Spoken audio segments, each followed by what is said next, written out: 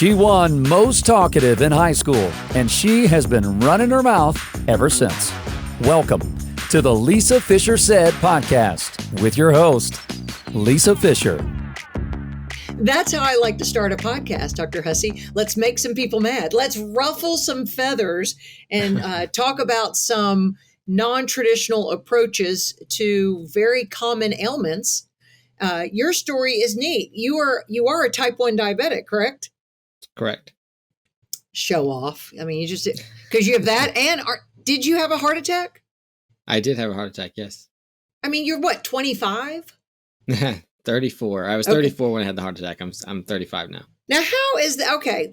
Is it because the type 1 diabetes puts you at a higher risk for cardiovascular disease? What is that? I mean, it definitely contributed, higher blood sugars over the 26 years that I've had type 1 diabetes definitely predisposes me to heart disease for various reasons. I was also under the most amount of stress I think I've ever been in my life. And I got some very distressing news about a day and a half before the heart attack happened. And so I think that those things played a role. But yeah, had a heart attack, type 1 diabetic, had a lot of health issues in the past, have resolved most of them, but the heart attack was this new thing that popped up. So that probably really, it either opened your eyes or made you really cynical to Western medicine. Which one did it do? Well, I was already pretty cynical to Western medicine because of my past health history and how I felt like I was misled, not intentionally, but just misled by them, not given all the information because they didn't have it. But it made me experience it firsthand, because obviously I was super grateful to Western medicine in that moment because the stent procedure saved my life. However, after the fact, the care I received after the fact was incredibly short-sighted, and based on everything I know about health and in general, and the approach to healthcare that I would prefer, but it was incredibly short-sighted, and it was really narrow-minded. Every time I would try and open the conversation about my health and my care in the hospital, the conversation was pretty much shut down because they either didn't care. I felt like some didn't care, or some just didn't understand what I was trying to say, or it didn't know what to do with the information that I was giving them or asking about. And so I just feel that it's very like where have we gotten to in medicine where it's not even okay to question your care or even to suggest new ideas? Like, why is the conversation shut down on these issues when I'm laying there in the hospital bed talking about my care? Yeah. Have you heard of COVID? Yeah.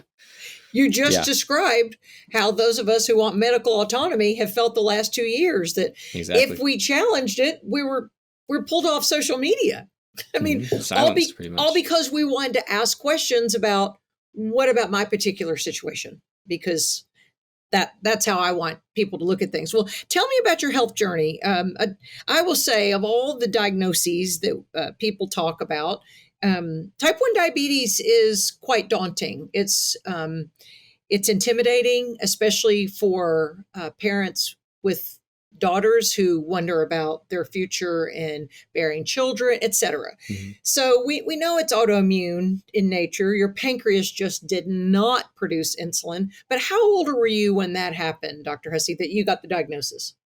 I was 9 years old when that happened. But prior to that, I had a lot of inflammatory conditions as a child. So I used to break out in hives all over my body. They didn't really know why. They just kind of gave me steroids.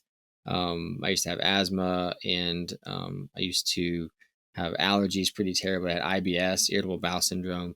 So lots of inflammatory conditions as a kid, and ultimately ended up with autoimmune type 1 diabetes, where my body attacked the cells in my pancreas that make insulin. So I no longer make insulin. So very different than type 2 diabetes, which is insulin resistance, usually later in age, but it's getting or earlier and earlier in age for a lot of people these days. So yeah, my cells that typically would make insulin don't make insulin. So I'm an insulin dependent diabetic. I have to inject insulin to control blood sugars, which is very hard to be a pancreas. It's very hard to predict those things.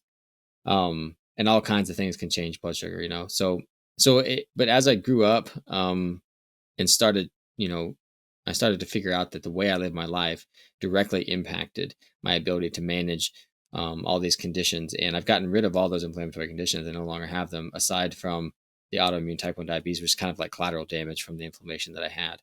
And so I was living, going along, living my life, being getting healthier and healthier, and then found myself in a situation where this heart attack happened. Because no matter how hard I try, my blood sugars are always going to be higher than the average non-diabetic. And they're always going to be fluctuating more because, like I said, it's hard to be a pancreas. And I think that was a small contributor to the heart attack. But the bigger one was the stress that I was under. And I talk about that in my book and stuff. But yeah, so that's so like heart disease or type 1 diabetes heavily predisposed me to heart disease. So I've done a lot of research into heart disease and found a lot of things that were contrary to what I was told in chiropractic school and just in my education in general.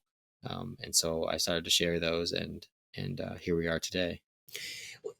Did the pancreas work from age birth to 9? Yes. So it just, like my thyroid and like my vitiligo, my melanin, just one day my thyroid quit working. So that's the same way we can look at then type 1 diabetes. Just one day you had enough antibodies that attacked the pancreas and it just puttered out. Yeah. So like the theory with any autoimmune disease is that something triggers the immune system to attack a cell of its own. So, like with, so when we get leaky gut, so that's the buzzwords these days, like if the gut gets so damaged that it starts leaking things from the gut into the bloodstream that shouldn't be there, the body attacks those things. And since those things leaked in there, they weren't digested into the bloodstream, or digested first and then put in the bloodstream. Since they leaked there, they're kind of unfamiliar to the body. So the body attacks them. And when the body attacks something one time, it kind of creates these flags, and those flags trigger to make antibodies. So the next time it encounters that, the body's ready to attack it again. However, there's something called molecular mimicry. And so there are certain proteins that look just similar enough to another protein or another cell in the body that when the body gets flagged to attack that thing that was eaten and leaked through the gut, it also attacks things that look similar enough to it. And so like with gluten, there's similarities to gluten and like proteins in the thyroid cells and things like that. And like with casein in cow's milk, that's looks similar enough to beta cells in the pancreas and various things like that. So we get this molecular mimicry where the body gets confused and attacks itself, but never would have happened if I hadn't developed leaky gut when I was a kid. That was leading to all those inflammatory conditions, but ultimately caused this improper attack of my body. At age 9, you didn't have the knowledge you have now. Your parents didn't have the knowledge you did now because, for one thing, we have made huge strides in functional medicine, health, and homeopathic treatments, all these different things. So what was the first thing then you did at age 9? Was the pump available 25 years ago? Mm-mm. So you were injecting, you're taking your blood sugar 4 times a day and injecting insulin. That was a lot of responsibility for a 9-year-old. I guess your parents at that point had to monitor your condition 24 hours a day. And then they helped me. I had always been very, very independent. So I kind of took the reins. I mean, when I was a kid, like nine years old, they were definitely on me a bit more. And then I became very defiant as a teenager. Right. And got frustrated a lot of times with it and everything. But then, in college, I started to really take control of things. And I got my first pump when I was 13. Okay. And I no longer use the pump now. I've been off the pump for about three years now. I felt that it wasn't working as well as it used to. And I kind of have a good system because I'm so regimented with what I eat and my schedule. The injections work well enough for me that I don't need the pump. But the other thing is the continuous glucose monitor, the CGM that I have. It's a game changer. It's always a game changer because you can check as many times a day as you want, but to get that continuous level in which direction it's going is a huge benefit. So then you can start to see trends. I can study like what I do and how my blood sugar reacts in real time. So it's been a game changer. Yeah. And I love that people like me can have one. I'm probably going to have my healthcare provider order, I guess it's a prescription. She calls it in, another CGM for me because I'm finishing up the glucose revolution by the glucose goddess. And so she breaks it down more for people like me who are not diabetic and I have very low fasting insulin. I'm a 5-year intermittent faster, but I still want, because she says in the book, and you're going to now probably agree with this, for every spike and dip you have in glucose, it puts you one step closer to a heart attack.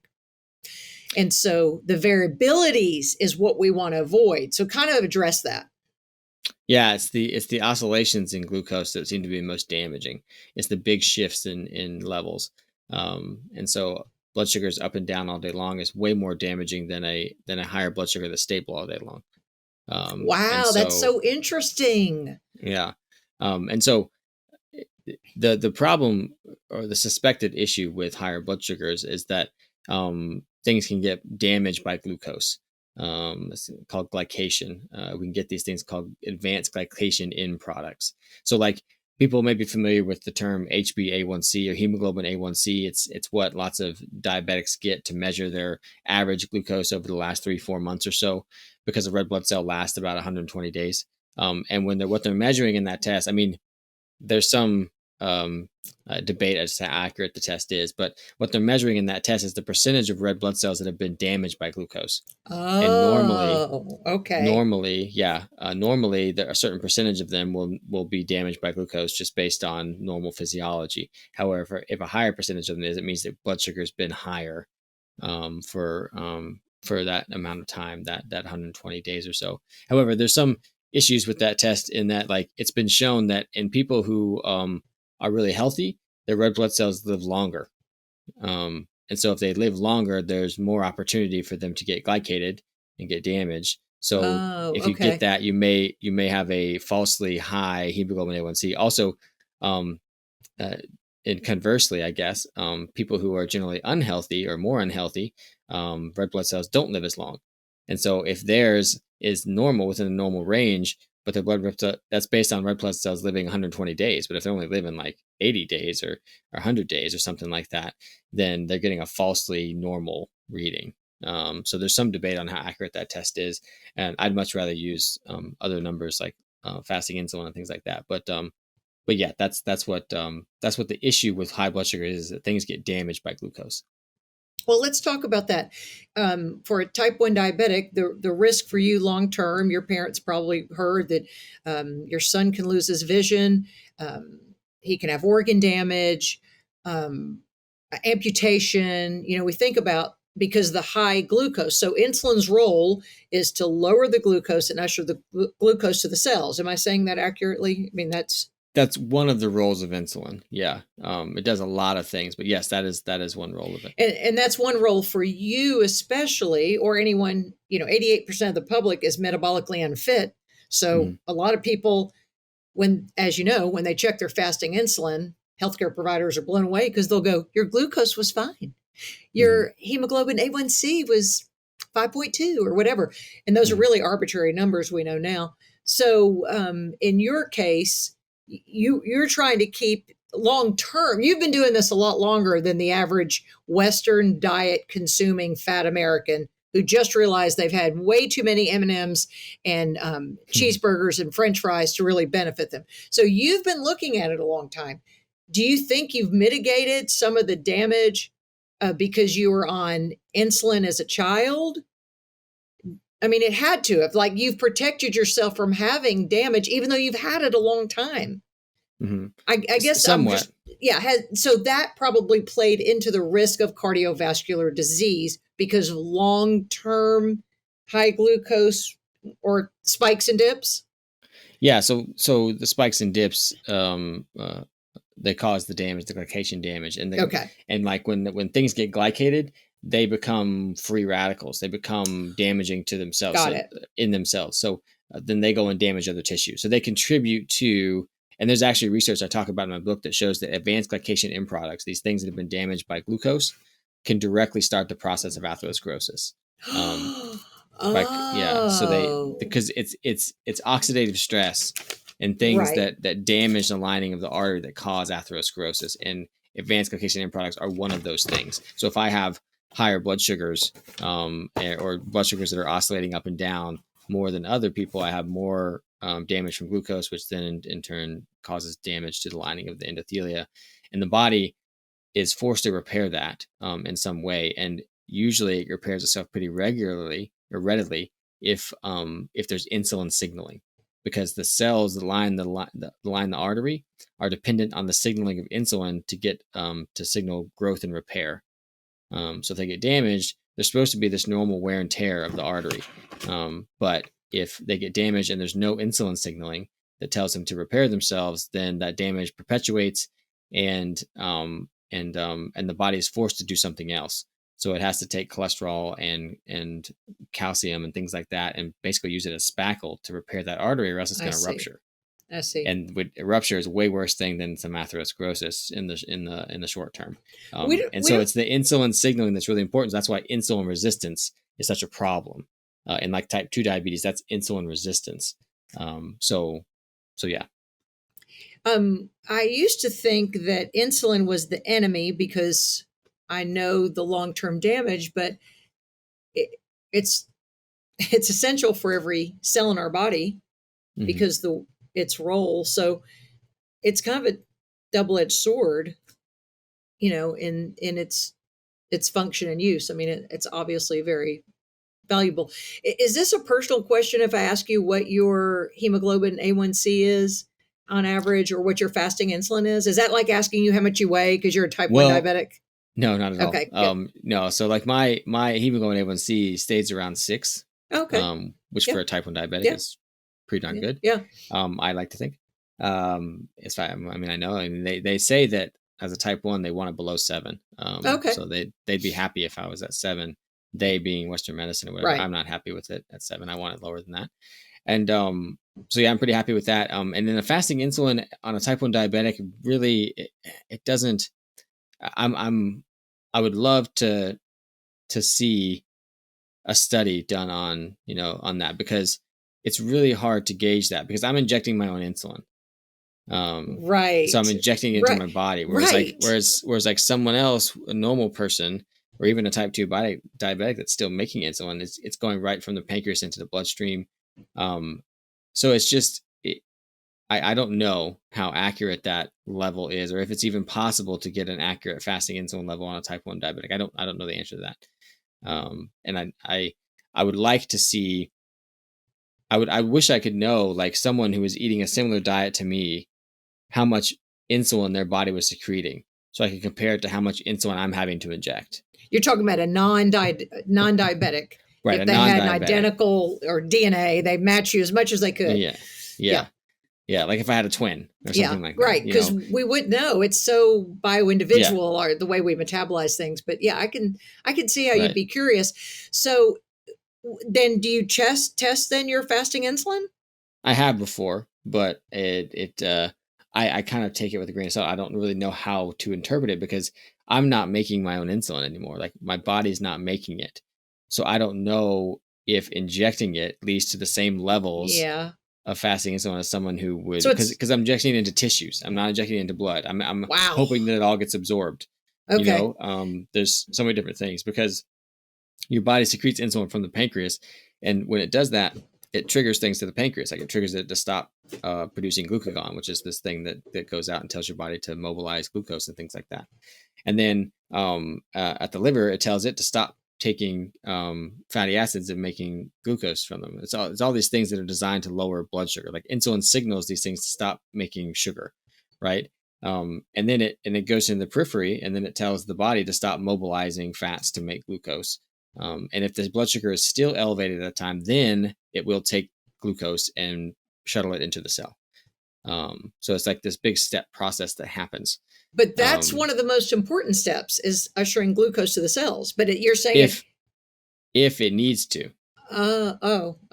If it lowers the blood sugar by stopping those other mechanisms, then like stopping the body from making more glucose in the liver and everything, and those other steps too, then it won't need to shuttle into the cells. Blood sugar will be what it needs to be. But the fourth thing that it does is it shuttles glucose into the cells if it needs to, if blood sugar is still too high after it does those other things. So whereas like I'm like, that's secreting it, and the way that from where it's secreted and where it goes next and everything is different than where if I'm injecting it into my arm.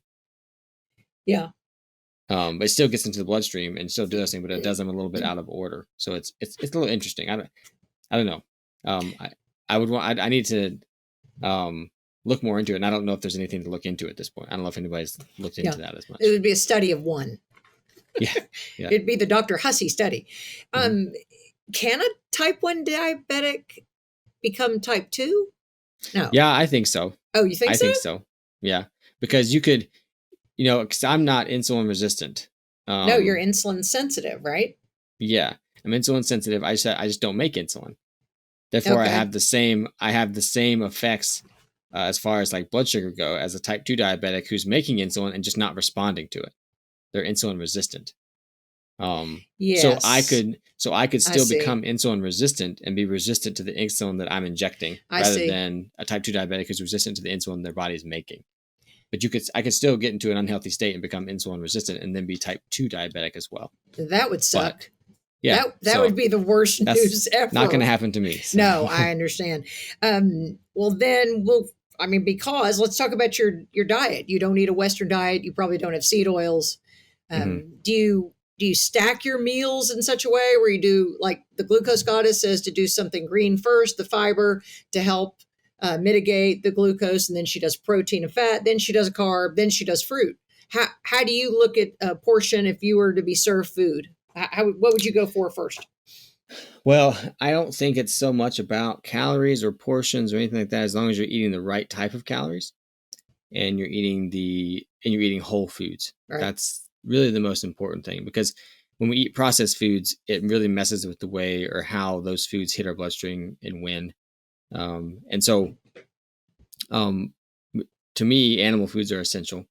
We need good fats. We need saturated fats. We need the nutrients from animal foods that we don't get from other foods. And they're also, for me, I'm pretty low carb because it's just easier to be a pancreas and predict what blood sugars are going to do when you don't eat something that raises blood sugar the fastest and the highest, which is glucose, which is carbohydrates.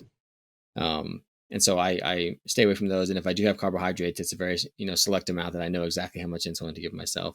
And even then it's on occasion. But my diet is pretty animal based, and that's just easiest to control blood sugars. But I do have plants, and I don't think that I think that we get way too caught up, like I said, in how many calories you eat and all these measuring outs of things. I think that you should eat when you're hungry and eat until you're 85% full, and eat whole foods, and the rest will take care of itself. But that's provided, because I've done a deep dive into our brains and the hypothalamus and our satiety hormones, and that it's only when your satiety hormones are sensitive, because you get leptin resistant, and so we want to become leptin sensitive, which tells you to back away from the fried chicken. So you're still talking about, it's kind of a niche market of people, because the only way to have where your brain, your leptin recognizes you're full, or cholecystokinin that is released when you've reached satiety, that's only for eating whole foods, because the packaged foods or the drive-through foods, they're not, we know we could eat 3 pieces of cake and not be full. We'd be sick because of the sugar rush, the fructose, but we sometimes aren't full from that. But we would never eat 2 loaded baked potatoes or 2 steaks. Yeah. Because we'd have real satiety. Yeah, it's hard to overeat steak for sure, because you're getting triggered satiety. And to me, when the more and more I look into it, the more I think that it's the vegetable oils that are driving the non-satiety signaling. That they and I like the way I've heard other people put it, in that when you're hungry, your body wants energy and it wants nutrients. For sure. And so energy is fat and carbohydrates. Yeah. Nutrients are proteins, vitamins, and minerals. And if you're eating foods that don't satisfy all those requirements, then you're going to still be hungry. So if I'm eating a cupcake, which is a lot of energy in the form of fat and carbohydrates, but no nutrients, right? You could eat 4, 5, 6 cupcakes, right, until you're sick, right? And then, but if you eat a steak, you've got fat, you've got one form of energy, which is really important. Fat and carbs at the same time seems to be problematic, but if you look into nature, the only real food that has fat and carbs at the same time is breast milk. Which, what does breast milk do? It fattens a baby. Yeah, that's what it does. And so if you look into nature, though, there's rarely any foods that have lots of fats and lots of carbohydrates at the same time. So when you're eating that steak, you're getting a good energy source in the form of fat, and you're getting tons of protein and tons of vitamins and minerals. Like that's one of the perfect foods in my opinion, because it triggers satiation in that way. And when you look at how the body, the cells metabolize vegetable oils, they actually like oxidative stress or free radicals get kind of a bad rap, but they're actually signaling molecules. They're there for a reason. It's just when they get out of hand, they become a problem. But when you eat saturated fat, it actually triggers a little bit more production of the free radicals, because that's what triggers the body to stop eating. It's what triggers satiation. Okay. And so saturated fats, one of the reasons they get a bad rap is because of that. Because like, oh, it's more oxidative stress. And it's like, well, that's the signal that tells you to stop eating. Whereas if you don't get that signal, like in vegetable oils, the polyunsaturated fats, when they're metabolized, they don't create as much oxidative stress, and you just keep eating them and keep eating them. And then you get too much energy. And then you end up getting more oxidative stress because it was never enough to trigger satiety. So you just keep eating. So the biochemistry of the metabolism of these certain types of fats is really important to understand when we talk about what triggers satiation and then long-term insulin resistance. Yeah, satiety is a magical, I just now think it's the key. And I do think we are talking about foods that trigger satiety. And, what's a shame is, gosh, we're having one right now in Arkansas. We do cereal drives for the poor. That's the last thing they need, is to wake up on an empty stomach with, where their glucose is at a point, the lowest it'll be probably in 24 hours. And then we're feeding them a bowl of sugar with a glass of milk. But I understand we're trying to partner with the poor to feed these kids who don't have the summer program where they're going to schools and getting crappy food, because that's a whole nother story. So then let's talk about breakfast. Dr. Kellogg said it was the most important meal of the day. Wonder why he had that as a catchphrase. Oh yeah, he sold cereal. That's right. What do you recommend then? There are families home for the summer. What can they do then to help mitigate? We're trying to keep our glucose low. We're trying to keep our insulin low, right? I guess that's the exact term. Yep. So what can we do then to feed kids for summer breakfast that produces satiety and doesn't do a spike and a dip with their glucose? Bacon and eggs. That's it right there. Make an omelet. Make like eggs. Eggs are the perfect food for breakfast. Or, if kids are eating relatively well in the other meals of the day, like generally low carb, then skip breakfast. You don't have to eat it as long as you're eating two other meals the other part of the day that are going to be satiating and encourage fat burning, because that's what's going to get you through the skipping breakfast. But like your mother would have never let you skip breakfast. Of course not. Because those kids are acting crazy when their blood sugars are going crazy, and so then their blood sugar dips after that, right. After that crazy high carb meal the night before, or after the sugary breakfast, and then it spikes the blood sugar up and then it crashes back down. The kids are going crazy. You feed them again, that's what temporarily fixes that issue. But it's always going to create this never ending cycle of ups and downs. So, whereas if the carbs are whole food carbs, but the focus is more on good fats and whole foods, then that kids especially are gonna adapt to fat burning so quick, and they may not even be asking for food 3 meals a day. This whole idea of 3 meals a day was invented by the cereal industry, because that's what they made, and that's what that's when the food was eaten. So they wanted people to think breakfast was the most important meal, and that it was 3 meals a day. But it's just not the case. It sounds like you have adopted an intermittent fasting regimen lifestyle, or do something of that manner. So because of your situation is a little more precarious so in the morning, we know the pancreas releases one last push of glucose, the dawn effect. Does that, no, yours doesn't, because you don't have a pancreas. No, it does. Yeah, I have a pancreas. I just don't have the cells to make insulin. Okay. So do you have that dawn effect opportunity in the morning? So what will your blood sugar run in the morning when you first check it, when you first wake up? It depends on the night before, what I ate the night before. That's the hardest thing about type 1 is that if I go to bed and I ate something, and sometimes it takes, like, especially the way I eat, like the higher protein that I eat, it takes a little bit longer to digest. And so sometimes because protein will raise blood sugar a little bit, not near as much as a carbohydrate. But if I eat a high protein meal at night, and I give all the insulin I would need right after the meal, I would go low because it hasn't hit the bloodstream yet. And it's not going to do so for, 3-4 hours or so. Okay. So if I go to bed and it's just like this timing thing, I have to remember before bed to give myself a little bit more.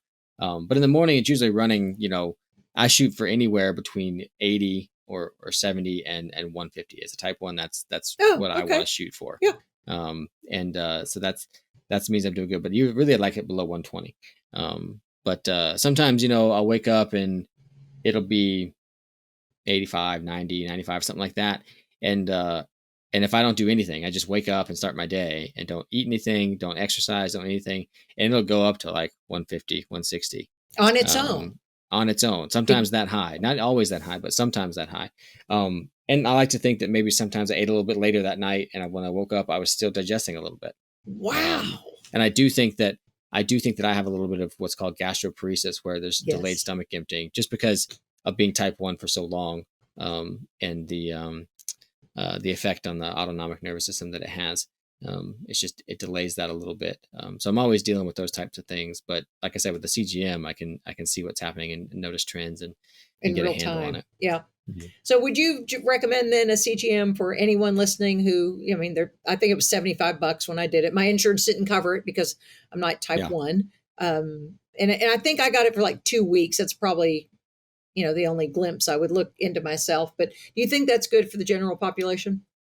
Yeah, I think that they're very useful. You're going to see, I'm not really into, and like lots of biohackers will hate me for saying this, but I'm not really into, obsessively getting the numbers and always staying on top of them, especially if you're not diabetic of any type.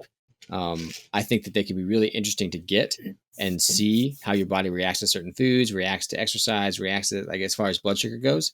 But people, like, sometimes people freak out though, like when they get them and they're like, oh my gosh, my blood sugar spiked up to 130 or something. And I'm just like, that's normal based on the meal you just ate or whatever, or based on the exercise you just did or something like that. Like, health to me is the ability of the body to adapt to certain circumstances, right? So if you're not adapting and then bringing things back to normal, that's poor health, is when you can't bring things back to normal. So that would be type 2 diabetes, where you can't bring the blood sugar back down.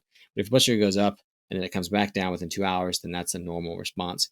So I think that they can be useful for generally everybody in the population for a short period of time. And then they're more useful long-term for diabetics, people who have insulin resistance but aren't diabetic, type 1 diabetics, various people with, with said, illnesses and ailments. I think they're much more beneficial, but I think they're especially useful for people just to see, because even people who don't have a disease, and if they put one on and they eat a cake or something like that, they can see, oh my gosh, this is what happened.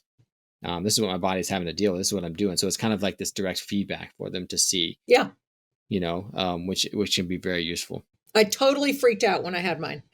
I totally panicked in that same way. And so, though I don't have a relationship with an endocrinologist now, because I hate to make a blanket statement, but they're kind of accountants of the medical field. They just look at a little number and they don't. The guy I have is 85 years old and he took care of me 30 years ago. So I reached out to him and he said, my dear, you're fine.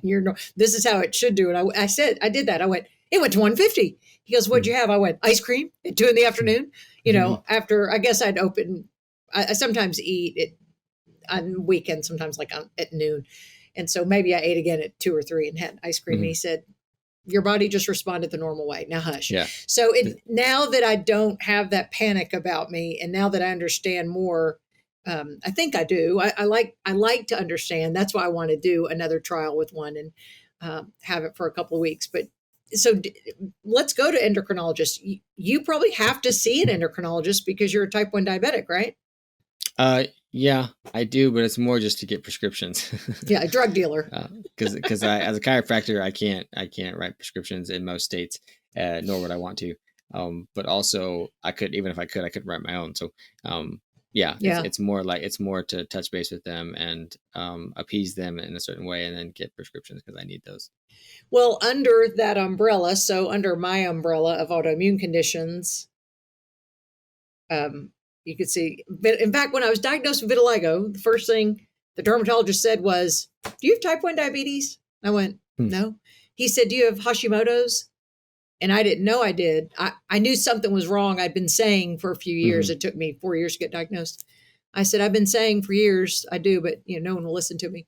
But I remember he said, "Well, it's all under," he explained to me the umbrella. And so whether there's an arthritis under there's a gastroparesis under the umbrella. So under that autoimmune umbrella, and I understand you keep a short leash on your health, and you aren't getting any more illnesses, and neither am I. But what were some of the things that they warned you about in the beginning that you could then have because of the autoimmune umbrella that I'm talking about? Yeah, just generally other autoimmune conditions. Like once you have one autoimmune condition, you're more likely to get other ones. But that's merely, to me, that's because they don't understand what causes autoimmunity. So they're not telling you to heal your gut. They're just saying, okay, let's manage your autoimmunity without paying attention to any of it. That's why people are more likely to get another autoimmune disease, because the same thing that caused the first one is still happening. So unless we correct that, we're not going to stop these autoimmune diseases from potentially developing. But if we did that, I think that if I had known what I know now about autoimmune disease, when I was diagnosed at 9, I could have reversed the process. Wow. That's a big statement. It's a big statement, but it's also been proven in case studies. It's happened in really children. Yeah, in Hungary, there's a group called Paleomedicina, and I think they have 2 case studies now where they reverse type 1 in a child by basically putting them on what they call a Paleolithic ketogenic diet, which is incredibly gut healing and blood sugar stabilizing. And so they stopped the autoimmune process from happening while there were still beta cells making insulin. So those beta cells could divide and make new cells to replace the ones that had already died. I see. And the child is now doing well. No insulin, no diabetes of any sort. Yeah. Because they did it soon enough. But after a while, because it's always like when you're diagnosed with type 1, they tell you there's this honeymoon phase where you're still making some insulin because there's still some beta cells around. The body's in the process of killing them, right? But if I stop that process of killing them, then as long as there's some cells left, they can produce new cells and repopulate themselves, and the disease process go away. That's the theory, anyways. But if you don't, and once they're all gone, they're gone. And so it's way past time for that for me. Okay. So that's okay. Yeah. I mean, you've done incredible work with your health anyway. Well, let's switch over now to cardiovascular disease. Number one, we do know that Dr. Hyman just posted this week. There's the connection. He's really talking about the metabolically unfit population, just saying the insulin resistance is often the root to this cardiovascular disease, even though yours is an insulin resistance, but it probably was long-term glycation and all the other fancy words. So did you have a warning that you were about to go into some type of cardiac arrest? Nope. You just woke up one day and had the chest pain and thought something? So I had you know what a CAC score is? Cardiovascular coronary artery yeah. calcium score. Yeah. So it's a CT scan of the coronary arteries. I had one done 6 months prior to my heart attack, and it was 0, which means there was no calcification in my arteries. And now it doesn't measure soft plaque. It doesn't measure if there's soft plaque. It just measures if there's calcification, which means that my arteries have been healthy, and if there was some soft plaque, it was healing itself. It wasn't becoming calcified.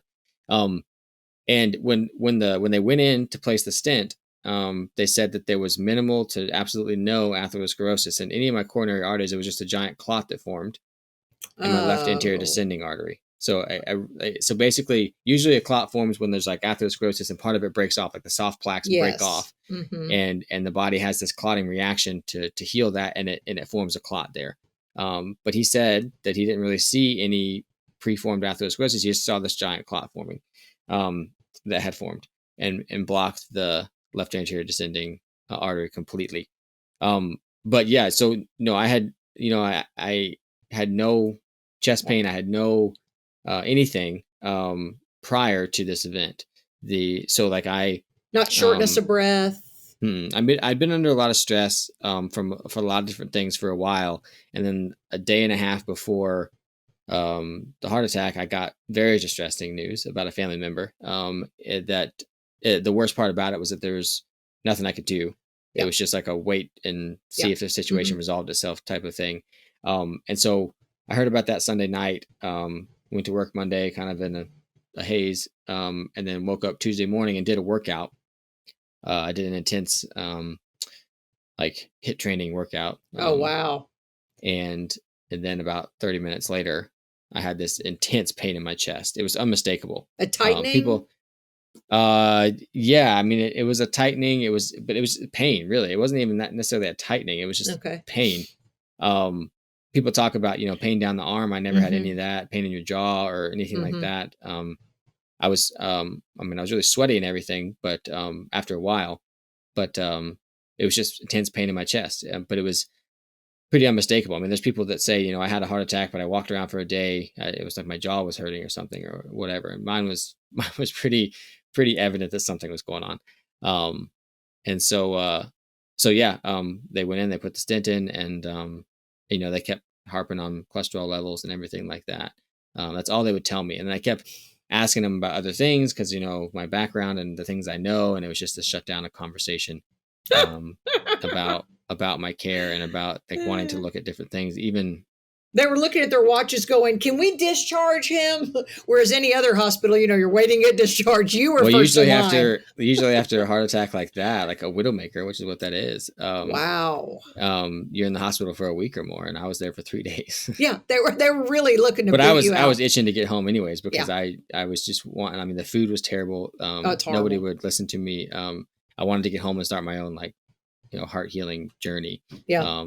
But that happening. So yeah, I mean, I think that I had been type 1 diabetic for a long time, which predisposed me to imbalance in the autonomic nervous system. It predisposed me to insulin resistance, even though I'm not insulin resistant. It predisposed me to glycation, like I was talking about, that kind of stuff. And so those things were there, but I don't think those were the driving force. I think the driving force was the stress. And then I got that stressful news. And so I was under a lot of psychological stress at that moment. And then I did the HIIT workout. And I think, people are going to be mad because HIIT training is very popular these days.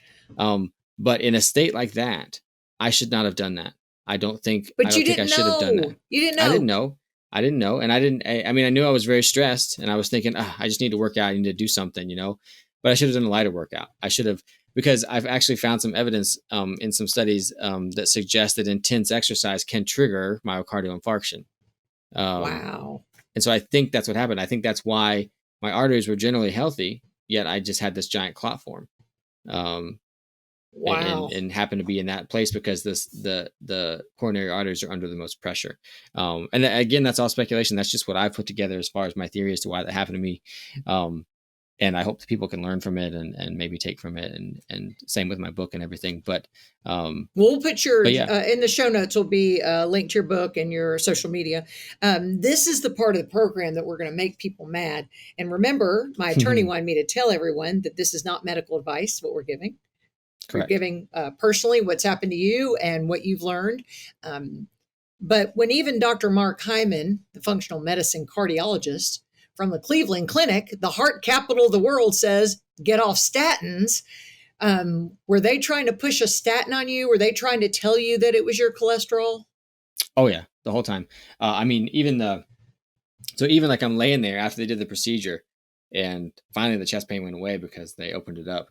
And the interventional cardiologist that did the procedure came up to me and said, I saw almost no atherosclerosis. I just saw the giant clot, and we went and put the stent in. It went in beautifully, but your cholesterol is really high. And really, it wasn't even that high. What was it?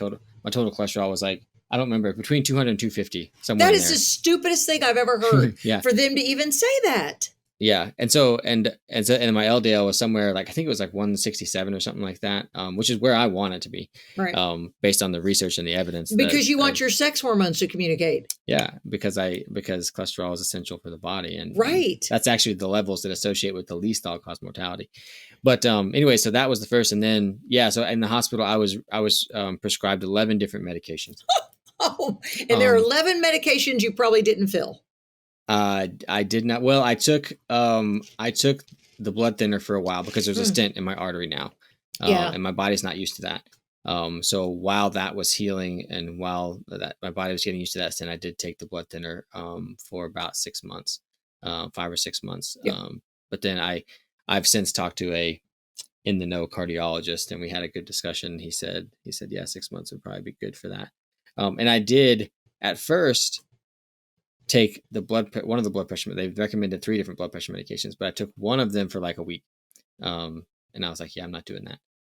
There's much better ways. Once I understood why they were trying to get me to take it, which they wouldn't explain to me at first. Once I understood that, I was like, oh, I can do that in many different ways. Again, not recommending that people do this. I understand. But this is just what I did. Right. But yeah, they recommended me like these anti-clotting medications because I was in a bed, even though I was up walking around. They recommended pain medications. They recommended, or they prescribed 3 different blood pressure medications. Did they talk to you about your diet and try to go low fat? Yes. See, I would start laughing. I would bust out laughing if someone did that to me. Well, the big thing after a heart attack is they want to prevent heart failure because this area of the heart has been damaged, and that can predispose us to heart failure for different reasons. And so they came in and gave me this heart failure diet, which is low fat, low salt, which there's absolutely no evidence for that, especially low salt. There's actually evidence that low salt can cause insulin resistance and cause atherosclerosis and things like that. So, and I talk about that in my book too. But yeah, so they came in and talked to me about that to prevent the heart failure. But and they wanted to take pressure off my heart with the blood pressure medications, even though my blood pressure is notoriously on the lower end. And actually, when I took the one of them for a week, the first 3 days I took it was in the hospital, and I woke up one night because it was burning up in the room, and I went to go turn off the thermostat, and I almost passed out. Like I almost fell over because my blood pressure was so low. It got you too low. And I went, and when they came in and took my blood pressure in the middle of the night, because they wake you up 3 times a night, it was like 92/52 or something like that. And I was just like, why? This is too low. I'm going to die of low blood pressure. So and then I got up and I didn't get up fast. I mean, I was asleep. And so I got up pretty slow, and I still almost fell over, and I had to grab the wall, but it was just there was also blood pressure medication that they recommended to me that has been shown to cause insulin resistance. And for a type 1 diabetic, like even for anybody, but especially for type 1 diabetic, like why would you want to do that? Is that the common one, lisinopril? No, it's metoprolol. Oh, okay. Which is the other one? Right. Yeah, if I'm recalling correctly. So anyways, but it just goes that they weren't treating me as the patient. They were they had a cookie cutter recipe that they do for anybody who's had a heart attack. And they weren't looking at the fact that I took care of myself and I was generally healthy, even though I had a heart attack. And that I was 34 years old, and they just gave me the recipe that everybody gets. And you're not overweight, and you're not insulin resistant, and you work out every day, and you have fish oil in your diet. I mean, all the things. Yeah. And that's just the shortcoming though, because, and none of them had time to really talk to me, about any of this. And so, but I'm happy to say that, I took the blood thinner for a while because of the stent in there. But otherwise I took none of their medications, which they told me there was no chance I would ever not develop heart failure if I didn't take the medications. But as I have not developed that. And at my 6-month echocardiogram, when they looked at my heart function again, because the tissue damage had created, the ejection fraction was down. Mine was to like 30 to 40%. It's supposed to be like anywhere from 50 to 70. At 6 months, they did my echo. It was 55. So it was in the normal range. And they said that there was, after the heart attack, that the middle part of the heart muscle, between the 2 ventricles is what had the damage done. And they said it was pretty akinetic, which means it wasn't conducting signal. It was pretty damaged. And at the 6-month echo, it was pretty much normal. So you reversed it. Yeah. Without the medications, with doing what do they know that you're not compliant, that you're very low compliance on this? Yeah. I mean, the cardiologist I went to, he knows that. I mean, but like I said, I talked to another cardiologist outside that setting, who's in the know, but the one I went to, he knows that I'm not doing it, and he has to, but frankly, I understand. I mean, he may not understand what I'm saying, but I understand what he's doing. in that if he doesn't recommend these things, he's liable if anything happens to me. That's what I'm sitting here thinking, just because I was raised by lawyers. We are a litigious society, and doctors do have to, cover their butts and say things and do things, because Big Pharma has, promoted a lot of what they've done. Now, what about aspirin therapy? Are we over that as a society? Or are we back to, because someone told me they quit. They're telling people not to do that anymore. True or false? Mm-hmm. Well, I don't know what they're saying within Western medicine, but I can tell you that what the research shows is that aspirin doesn't really prevent primary cardiac events. Okay. It just doesn't. And there's risk of bleeding and kidney damage and things like that. From taking aspirin all the time. However, there is some evidence that it's effective for prevention of secondary events. So after someone's had a heart attack already, so like it does seem like me. Yeah. Okay. And to me, that's because there's a stent in there, which is a foreign object, and so you're reducing the risk of clotting from that foreign object being in there because you're taking a low dose of aspirin. However. I don't know what types of people these studies were done in. Were they done in the general population who's already inflamed and that's right, and has blood clotting stuff already, like the blood's more viscous because it's there's not enough magnesium in the blood or something like that, or are they done in people who are taking care of themselves? I doubt that they're done in people who are really taking care of themselves. So because remember, that's a small group of the population. If we say 88% is metabolically unfit, the 12% of us are like, give me a break, let me handle this.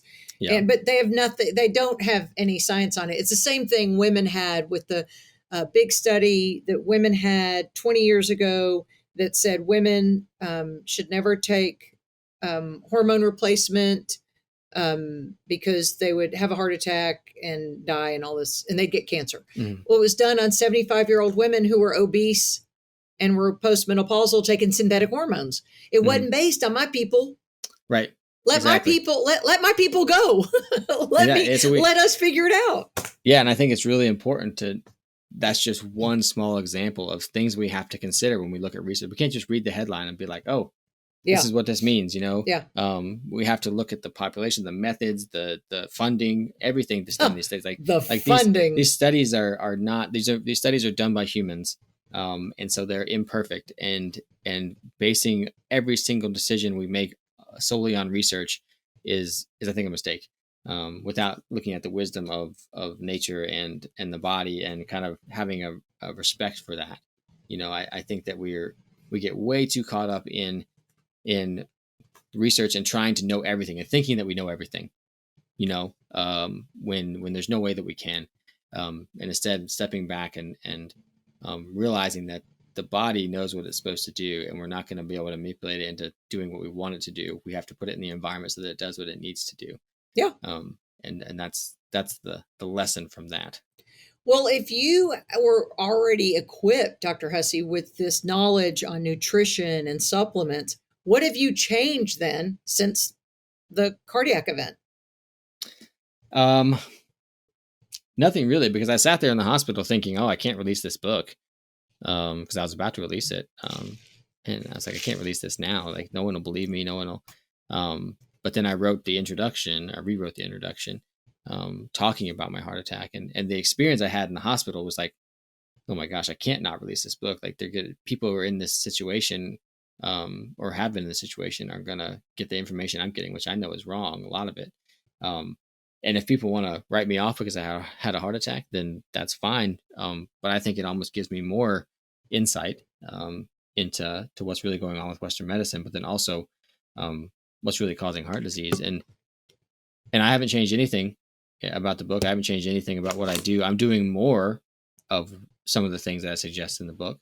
I'm definitely focusing more on managing So you'd already, stress. and the book title is Understanding the Heart, Surprising Insights into the Evolutionary Origins of Heart Disease, Why It Matters, by Dr. Stephen Hussey, MSDC. So you're already writing the book then.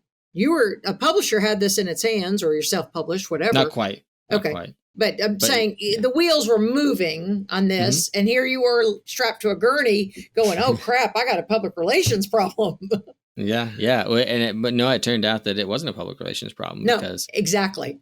Everything because I sit there, I go through everything in the book, and I still wholeheartedly agree with everything. Yeah. I got into a situation that caused a heart attack. But I also think it goes to show that we don't fully understand what causes heart attacks, because all the criteria that they say I would need to have a heart attack were not there, yet I still had one, which goes to show that they're ignoring other things. And so my goal in writing this book is not to say everybody else is wrong and then I'm right. Yeah. It's to open the conversation about heart disease so that we can actually figure out the best way forward. I mean, could you imagine if every cardiovascular researcher took my book and read it, because it has lots of information that I guarantee they haven't come across, but took it and said, that's interesting, and started asking questions, and started saying, okay, well, let's try and test this out. Let's try and test that out. But that'll never happen because they're all funded by pharmaceuticals. That's right. Industry, and they're never going to have them do studies that don't that make pharmaceuticals look bad or look like there's an option that's not a pharmaceutical. Right. And that's just the nature of a capitalist society, unfortunately. But I mean, that's my goal, is to just open up the conversation, share ideas, hopefully help people in the process, and share my experience and help people learn through my experience. Okay, so we've covered, I'm pro animal meat here. I have local farmers that my grass-fed beef and all that. I tell you what I got yesterday, and I want to know your opinion on it. I found a dealer. I have her pager number if you need it, for raw yogurt. She dropped it off. We met at a grocery store parking lot, and she gave me my feasting window had closed, so I've not had any yet. But I'm going to try it. What's your opinion then on dairy? Because a lot of Hashimoto's patients stay away from dairy and gluten. But what do you think about raw? Well, can we handle the casein, whatever that term is, and other things in the milk product if we're getting the raw source? It depends on the person. Okay. I mean, it depends on, it depends on your genetic heritage, combined with your environment since you were born. It really just depends. And if you feel dairy is causing issues for you, I mean, dairy is a really interesting food. For some people, it's one of the most healing foods out there. Right. If you get it raw, raw form, and some people do better with A2 versus A1 protein. Yeah. How do you know if you have an A2 sensitivity, or if you prefer the A2? Because I've thought about getting that, because I have a husband who clears his throat after he has dairy, and he says he's fine. He has no sensitivities, but I'm like, I wonder if I switch to A2 if that would make a difference. Well, if you had a raw A1 dairy of some sort, and you switch to raw A2 and the symptoms went away, I'd say it's probably the protein. Okay. Because it could also be, it could also be lactose. That could be have an issue with lactose, which you wouldn't be able to it's in differentiate both. between those. Okay. Yeah, it's in both. But the other thing, a lot of the issue is the pasteurization and the homogenization. So unless it was raw A1 versus raw A2, you wouldn't necessarily be able to tell. Because the pasteurization and the homogenation just ruin the fats and the proteins and stuff that we can't recognize, and it makes a lot of issues, or creates a lot of issues. But yeah, dairy is an interesting food. I mean, some people do super well on it. Some people heal really well on it. And some people just have really big issues with it. And so it really depends on the person. But I mean, there's the whole ethical side of things too, that people like to talk about.